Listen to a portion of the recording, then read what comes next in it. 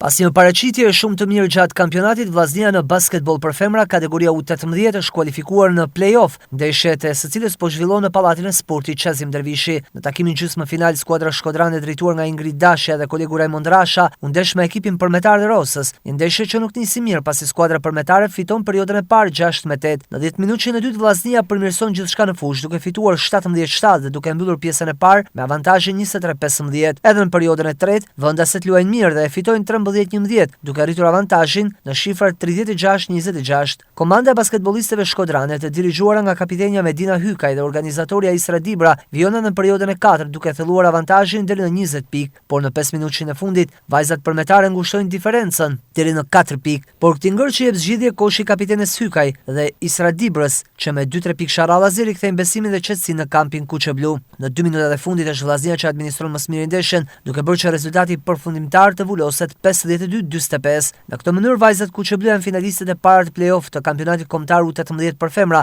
dhe në finale për titullin kampion ndeshen me Tiranën, që eliminoi ekipin Goga Basket. Zakonisht finalet dhe gjysmëfinalet e tilla janë. Fatmirësisht vajzat treguan veten, atë për çka kanë punu gjatë gjithë vitit. Banë një lojë shumë të mirë si në mbrojtjes si në sulm. Edhe ekipi kundërshtar ishte ekip shumë i fortë. Alla të luajtën shumë mirë, por fati na buzëqeshin ne fatmirësisht. Ishte një lojë shumë e bukur, plot emocione. Shumë faleminderit edhe vajzave të ekipit që na ndihmuan me arritë rezultate. Ishte veç hapi i parë edhe normal objektivi jonë është finalja dhe me fitu kampionat.